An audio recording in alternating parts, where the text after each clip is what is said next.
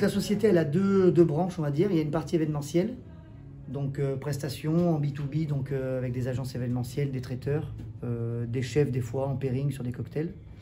Et après, il y a une autre activité de consulting qui est tout ce qui est recrutement, création de cartes, management et accompagnement de sociétés telles que ici, et pour des groupes hôteliers.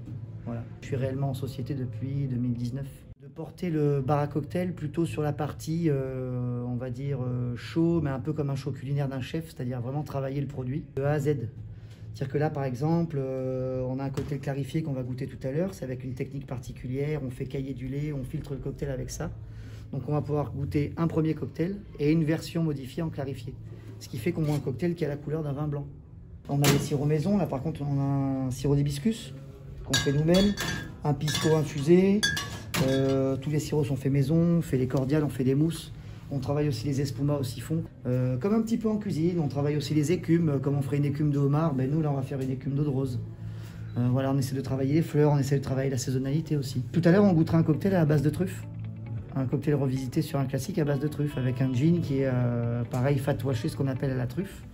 Donc on a fait un beurre de truffe et après ce beurre on l'a mélangé à de l'alcool, on l'a fait solidifier et après on filtre l'alcool.